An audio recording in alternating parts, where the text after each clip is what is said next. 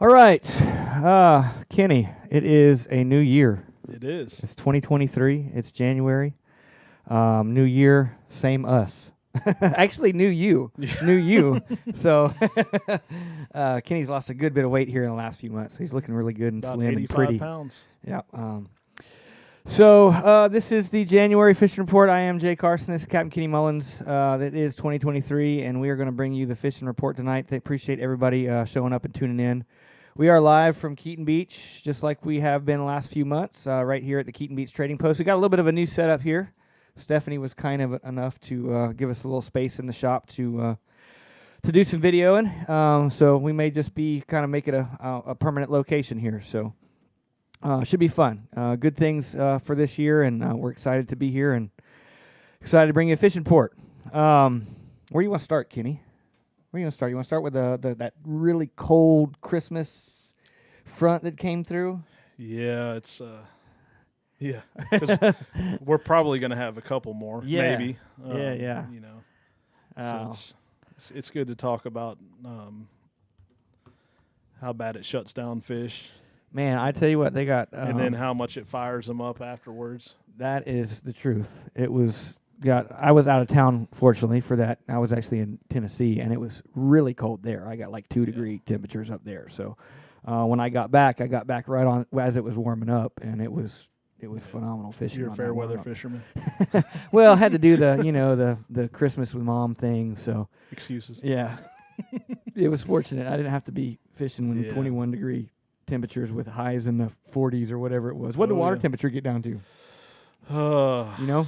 I think it was. I heard it was like low 40s. George, do you know what the water temp got down to on mine got 45? to 44. 45? Yeah, 44, 45. 44, 45. Yeah. Which is cold for us. Yeah, that's very cold for us. And it stayed pretty cool for a while after. It did. I think the first day back on the water was the 28th for me. 27th. Then about 51. It was still in the high 40s. Was it? Yeah. Yeah, 40. It was still in the high 40s. Yeah.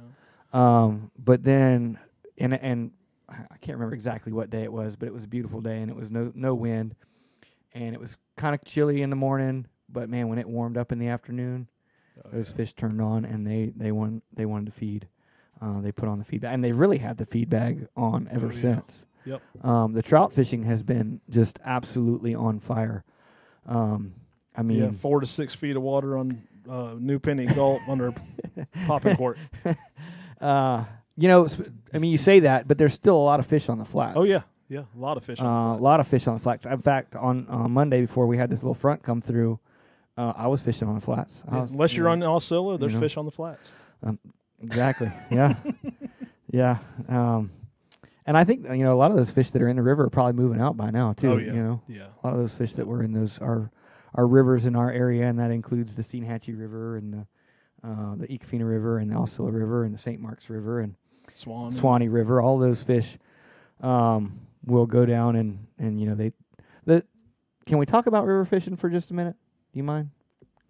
I don't care. I don't river fish. I don't river fish either, but I just wanted to say that, and I don't have anything against people that fish in the river. That's fine. The only thing I would ask is, that is those fish's cold water refuge. Right. Those fish are in there to just try to survive the cold.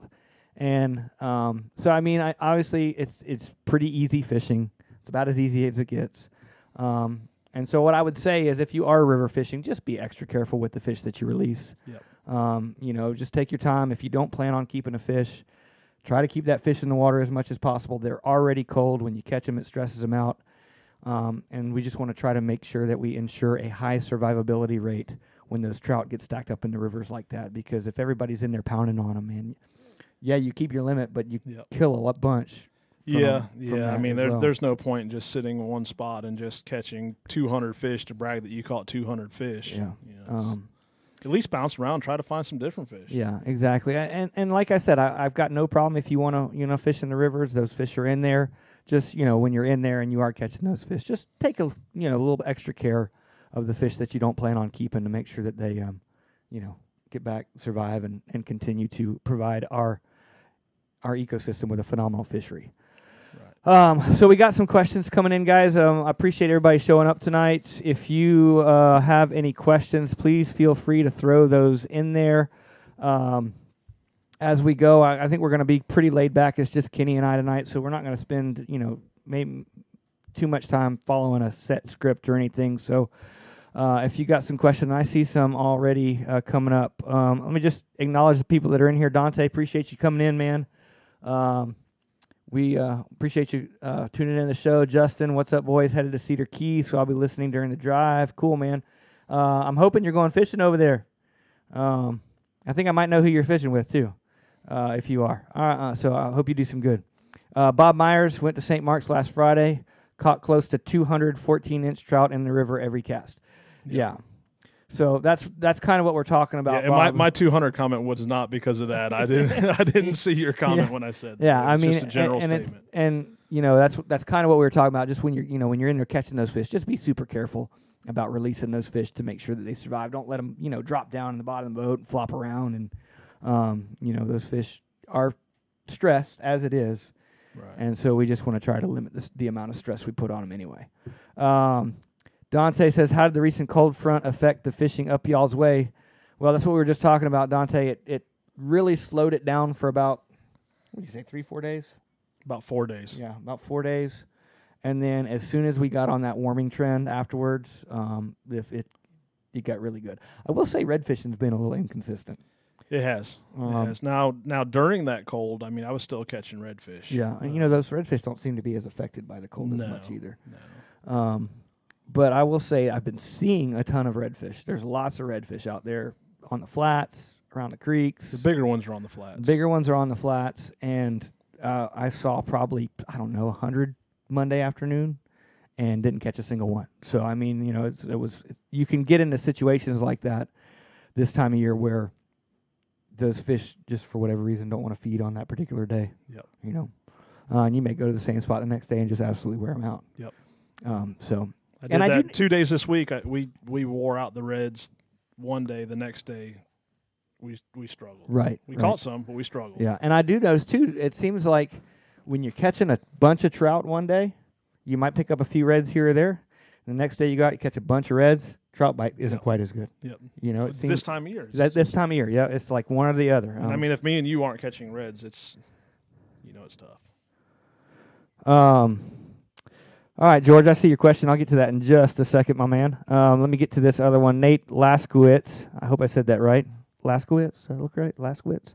With day temps in the 60s and nights in the 40s, where would you expect the reds to be in the holes in the creeks, or is it too soon? And what water temp do the reds start to move into the back of the creeks? So, go ahead. Most of your smaller slot reds they're gonna push into the creeks sooner. And pretty much that's mainly what you're going to catch from here on out till spring in the creeks is your mid to lower slot reds. Your bigger ones they're still going to be out. Yep. And your big bulls they're gone. They're gone. Yeah, they're offshore. Yeah, I mean I 100% hit the nail on the head. I mean, if you want to just find a few slot fish, and then you may run into a hole in the creek that's got 50 little, 18-inch redfish in it, and you catch them one right after another. But it's if you're looking for those bigger fish, those fish are out on the flats. They're a little harder to find, but they're out there. Oh yeah, they're out there. So that's a good question, though. Reds. I mean. Just looking at this question, in the holes and the creeks and as far as too soon, he asked, in the holes and the creeks, or is it too soon? I would say there's some in there right now. There's some in there right now. Right. I've caught them in there now. Yeah. But if you're, like I said, if you're targeting those bigger fish, they're going to be out on the flats. A lot of people like to fish the creeks this time of year, which is fine, and there's fish in there. But those bigger redfish stay out on the flats. You know me, I try to avoid the creeks. I'll stay out as long as I can. I just can't handle the idiots. I mean, that's putting it politely. Yeah, it can get a little cantankerous. Yes. I guess would be a good word when you're trying to find a spot. That's a good word. Yeah. I mean, I do enjoy creek fishing. I do. I enjoy it. I just, and I'm sure this is like everybody. but you don't want to have to beat boats off or beat past boats to get to the spots that you want to fish. Well, the thing is, creeks are, they're small for the most part, and just don't just blow by someone. Be respectful. Don't pull up and cast right where someone else is casting because there's a hole there. There's plenty of holes. There's plenty of creeks. Yeah. Yeah, and one of the things that I'll just kind of go on up, just mention this. For one of the things that frustrates me that I've seen here lately is that I like to take my time getting to a spot, so I'm not trying to blow up a whole flat. So I'll usually come off a plane well ahead of where I want to fish and kind of ease my way in there. Well, I've had several times in the past month somebody just stay on plane, buzz right in front of me, and either blow up the spot that I was trying to fish or just completely cut me off. Yep. And I think one of the things that maybe some people could be mindful of is just if you see somebody, easing into a spot, maybe just go around them or give them a little extra room. And sometimes it does happen. They don't mean to do it. For sure. I did it to someone last year. It was not intentional. There was fog, but, once I realized what happened, I moved on. Yeah, and it has been foggy. Yeah. It's been very foggy. Yeah. Very foggy. I love fishing in the fog. The fish bite really good in the fog. They do. All right, Bob says, Kenny, we were moving, trying to get a limit, but was only catching shorts. Yeah. Yeah, I mean, that's typical right now. I mean, I just don't feel like and he was fishing cold enough long enough. He was fishing in the St. Marks River. Yeah, I don't think it's gotten cold enough long enough to really. I think this, the St. Marks River is one of the larger rivers of our area. And so you get a high volume of those smaller fish in that river. Bob, I think what you would have found is that if you would have gotten out of the river and gone to some of the other, waterways north and south of the St. Marks River, you'd have found a lot more slot even on fish. The flats. Yeah, and I realize it's cold and those fish are in the river, but there are still fish. Not every single fish goes in the river when it gets cold. There are still fish on the flats, and there are still fish in all of our creeks. So, and typically, there's been some days, Kenny, where I've launched ahead of the tide, a little bit earlier than and it's not enough water for me to get out of the river, out of one of our rivers, like whether it's the Keaton or the Osceola or one of our rivers, and so I'll just kill some time, just fishing around in the river, and it seems like all you catch in there for the most part is shorts. Yep. Yeah. All right. What's up, Matthew? Matthew Yeager, appreciate you joining in, man. Thank you for coming in and hanging out. We appreciate it. Logan Marquis, it was tough finding them Friday, trout and reds. Did you fish Friday? I didn't fish Friday. Friday. Did I fish Friday? Did I fish Friday? I can't remember. I did fish Friday, yes. The days are running together. We whacked them Friday. Yeah. Okay. Yeah, we had a limit of both in 45 minutes. Yeah. But I did see a lot of fish that I could not get to eat. Yeah. Usually when you're seeing fish like my buddy Dave and I were out the other day, and it was that one of those first days that was warming up after that cold front, and it was still kind of cool. And oh my gosh, I've never seen so many fish in my life that would not eat. Yeah. And then it was like a switch turned on, the water temperature got warmed up. It was funny because you'd see those trout and they would just about be in the shallowest water they could get in, and they're just sitting there floating over either grass or dark bottom or whatever it is, and they were just in there trying to warm up. And the only thing I could think of, this was later in the day, it was warm. There was just boats just all over beating, and I think they were just beating the fish up, running them over. Yeah. I pulled into one spot that I absolutely love this time of year, and there was one boat just blasting its radio, throwing an anchor out in 1.5 foot of water. Yeah. I mean, literally throwing the anchor. Yeah. And just and it wasn't in a creek, but. So George Quinn, George, appreciate you tuning in, man. George Quinn says, with this up and down temps, will top water be productive?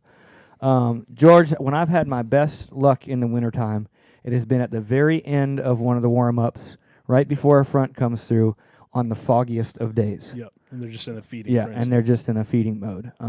So if you catch, that window, you can have success on top water, but the conditions have to be right. Like I said, you got to be at the tail end of a warm up right before another front's coming through, and usually, you get that one still day before that front shows up, and it's usually foggy, and that's when it seems like you can coax a few topwater bites out of them.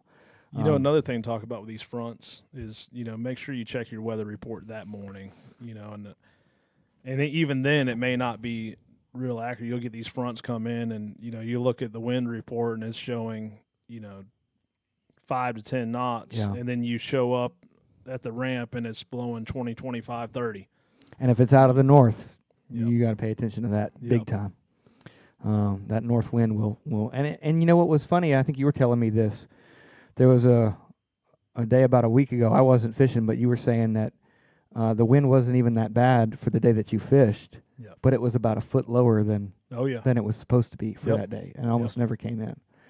So that's typically that's a thing in the wintertime that you have to deal with, and you could like you experienced not have a bad wind forecast, but for whatever reason the water just never comes in.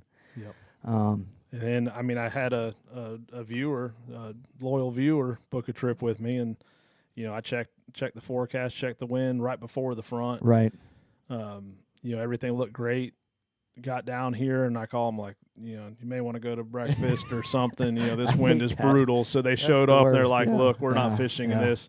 We would have caught fish, no doubt, but it was. And they, he said, "Look, we're not fishing this. We came to enjoy it, not get beat up." And Evan's my water gauge. Yeah, Evan lives down here on the water at Keaton Beach, so I always call him. Hey, is the water blown out at all today? Because sometimes you just don't know. Like, I don't mind blowing out water. I don't find mind fish, either, but it determines where I'm going to fish. Right.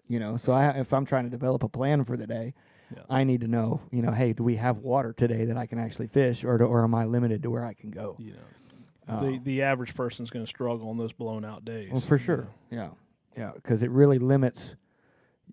If you fish a certain way and you're productive a certain way, that may not work for that day. If you can't get to the fish, you can't get the fish. You got to have other methods. And especially the creek fishermen, they're going to struggle that day. Yes, because you can't get to the creeks. Nope.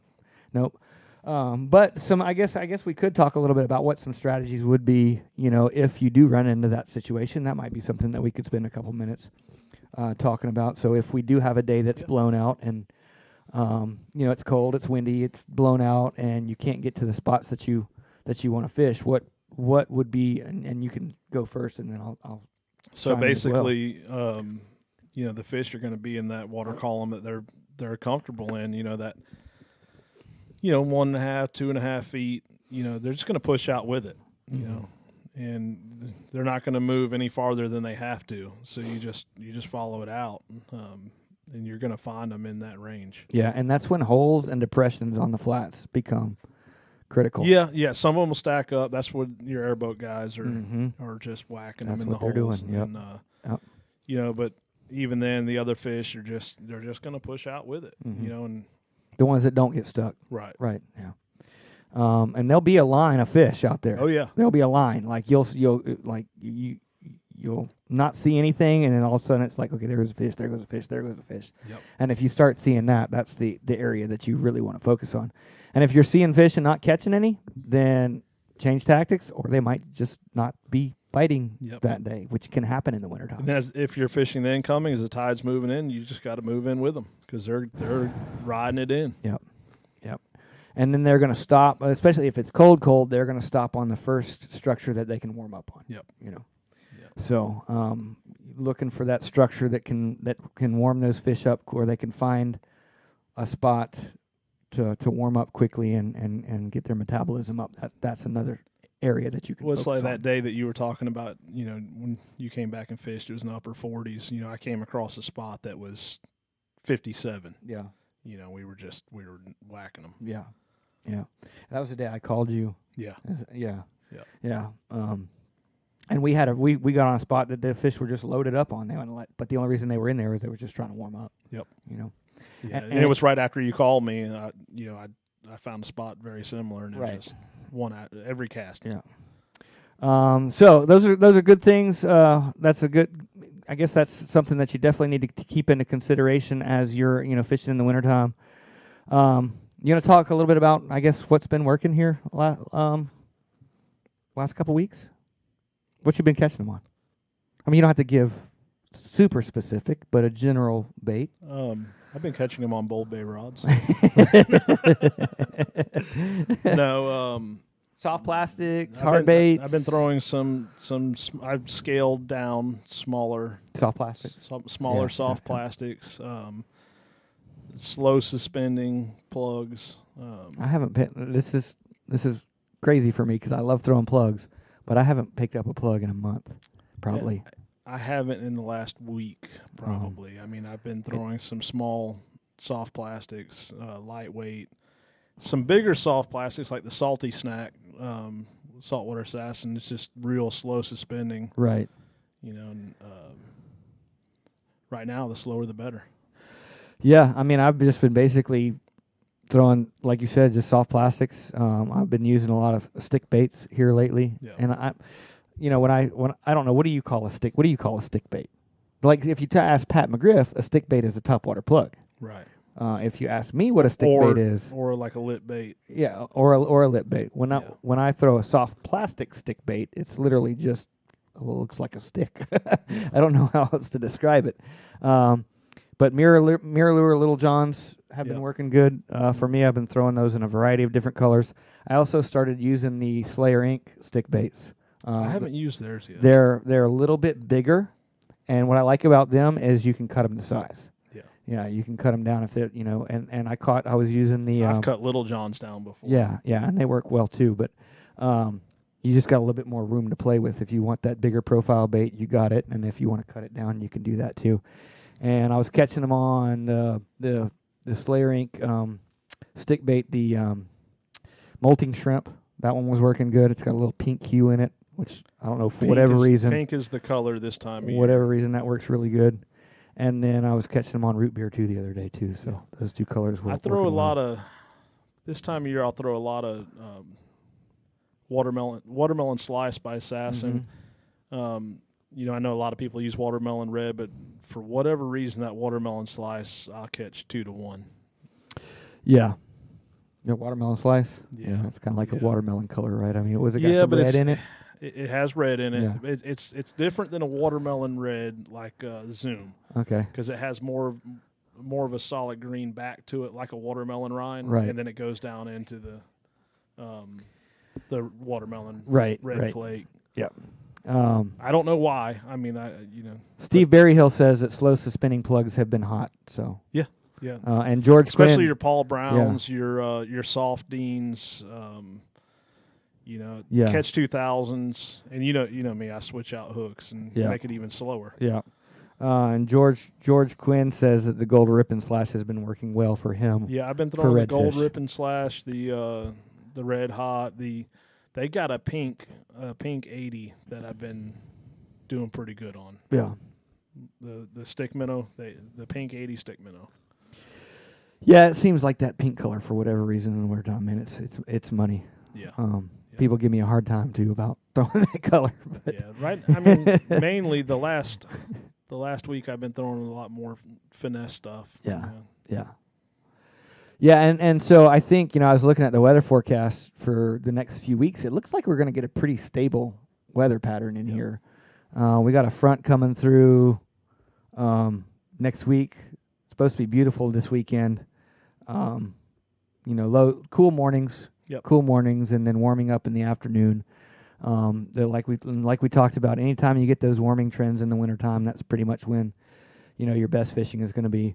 And that could be a 24-hour warming period too, right? Like not just a several-day warming period. You know what I mean? Yep. Whereas if you have a day where it starts off really, really cold, but warms up quickly, on that warm up, that's a good time to get out there. Joel, Catfish King. Come on, Joel. I seen your dink redfish you've been sharing. So we got a pretty stable weather pattern. Looks like we're going to have pretty consistent lows in the high 30s, low 40s, with highs in the mid 50s to low 60s, which in my opinion is ideal for this time of year. I mean, like I always tell my clients when we're scheduling and picking our days in the wintertime, because you do have to take weather into consideration whenever you're trying to, schedule your days. And I always tell them, if we can just be on a few days of stable weather, we're going to be good. If we just get those few days of stable weather, that's And ideal. I fish a lot of afternoons into the late evenings. Yes. Yeah. It's Afternoons in the wintertime are really good. Bruce Radcliffe just popped in with a comment. Bruce, we appreciate you showing up here, man. He says MirrOlure with Procure is what someone spanked me with recently on reds. Okay. Yeah, I don't really use Procure much this time of year. I use it a little bit. I know you do. Yeah. I don't. I use it. I use it a little bit. I don't know that it just don't have to. Yeah, I don't know that it helps much. I think it's more a confidence thing anyway. Yeah. Oh, and I was going to say this too. I did notice that the redfish had been on this warm up responding to a little bit more of a gold spoon. Yes. Than they were previously. Yeah. So I don't know if that's going to be something that sticks, but definitely had some action on the we've gold caught spoon. some on gold spoons, but for the last week I have not. I've used the same lure every day. I actually haven't had to replace one. So. Yeah. All right. So, like we said, it looks like we're going to have some stable weather. So that's what I like. I like stable weather in January. I don't think it's going to get so cold that it's going to push the fish completely off the flats. It looks like we're going to have not like warm temps, but we're going to have reasonable temps for this time of year. Last year it was mid-February before I even made it to a creek. We had a warm January last year. Yeah, even after the cold days, I was still out there on the flats. My best creek day last year came in February. Yeah. I think my best creek. I think it was like the first week of February. I remember it was kind of 1st February. Yep. You and I went out and did some. Yep. Yeah. So I mean, there's some fish, and that's the other thing. I was on another little fishing report that I do. I was talking about right now. I mean, you can just pretty much catch them anywhere you want to catch them at, other than like 12 feet of water. Well, there's some reds out there. There is. You go out there trying to catch some black sea bass, you're liable to hook up on redfish. There's some big redfish out there. Yeah, and that little bit deep water. But I mean, anywhere from 4 feet into all the way up in the creeks has been producing, and I've been fishing a mile offshore some. Yep. So and there's fish out there. You just got to find the right bottom. The other day, all the trout were on this mottled shelly kind of looking bottom. It wasn't oyster bar. It wasn't grass. It was like this mottled, sandy, shelly looking. And I found that, and those fish were just piled up on that. Yep. And then the next day, they were more, kind of located around the edges of the bars and stuff. So on one of those negative tides, I've seen some almost 2 miles out in those sandy patches. Just laid up. Yeah. Well, that's how far out you got to go some days to get to water on those native tides. Oh, yeah. I was still pushing my way to some spots. Yeah. All right, guys, I think we're getting close to about wrapping it up for January. It's just Kenny and I this month. So if you guys got any last-minute questions, please feel free to throw those in there as we kind of wrap up and, bring our January fishing report to a close. The more questions you ask, the longer we'll go. So just keep that in mind. If you got a couple of questions to get in there, please throw those in there. Oh, it looks like we got a new one. Bruce says, great show, guys. Bruce, we appreciate you showing up. We want to thank everybody for showing up tonight. Not a huge crowd, but definitely a crowd that was participating in what we got going on. A lot of people say that the wintertime is tough to fish in, but honestly, I think it's some of my favorite fishing. Oh, it is. It's some of my favorite fishing. Like I said, the only thing that I don't like is there's especially one boat in particular that seems to just find his way circles around me, blowing out fish every trip that I take, every winter. Other than him, it's my favorite time to fish. Yeah. He does it to everyone, though. It's not just me. Yeah, and if it's who I think you're thinking of, I mean, it's just something that you got to deal with. Todd Tanner, appreciate you showing up tonight, man. I appreciate you the kind words. He says, enjoyed it. Keep up the good work. Thank you, Todd. Matthew, always know that your efforts in this report is appreciated. Don't stop. Big up, big love. Thank you, Matthew, again for showing up. Appreciate it. Chase Bars, you came late. That's all right, man. You just caught the very tail end of it. If you want to catch the beginning, we got some good stuff in this one.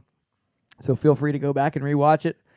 Matt is agreeing with that winter is his favorite without question. I think Matt's a big kayak fisherman. Right. So I think most kayak fishermen love wintertime. Oh, yeah. Because you don't have to go far. I seen a kayak the other day. I don't know where they came from. They were a long ways from anywhere. From any launch, yeah. Yeah, some of those new kayaks, man. And he was wearing it. Actually, it wasn't a kayak. Let me rephrase it. It was a paddleboard. Wow, a paddleboard. A long ways really? From any launch, and he was wearing them out. Yeah, interesting. You know, normally paddleboards, your range is relatively small. You know, I know with some of those super nice kayaks that have the pedal drives, you can cover some water in that. Drive. Yeah. All right, Kenny, you got any last minute things you want to add? We want to always, as always, thank Stephanie and George for hosting us here at Keaton Beach Trading Post. If you're ever in Keaton Beach, please stop in here and see what she's got. She's got tons of these buoy boots. She's got all kinds of nice hats, apparels, sauces, seasonings, cups, flip-flops, sunglasses, anything that you guys would need on a trip to Keaton Beach, or if you're down here and you're just swinging through. If you see a vehicle out front, pull in here, stop in, say hello, and see what she's got in here. It's a really cool store for where it's located. Yeah, she's got some great rental houses. Yes, and then also that was the other thing I was about to mention. She also owns Keaton Beach Vacation Rentals, which are you staying pretty busy right now, Stephanie? Yeah, it's kind of slow time of the year kinda for same sure. with us. Yeah, but even though it's slow here, that means there's availability, and like Kenny and I were saying. I mean, this is a great time to be down here. I mean, we live right here in Taylor County, and we rent houses from her. And most of the time, my wife's like, let's get another night if she has it. And then another. She's got a variety of different places from, one room efficiencies all the way up to giant houses that'll sleep 12 people. If you go to KeatonBeachVacationRentals.com, you can see everything that she's got listed up there. Pretty much everything to suit any of what your needs might be. Oh yeah. And are you already booking up for scallop season? Yeah. So if you got if you got any inkling of getting down here for scallop season, you need to get with Stephanie ASAP to make sure that you get a spot reserved for that, because she books up quick on that. So. The other thing too is starting to book early spring. Pretty good. So if you want a trip early spring, you better go ahead and book it.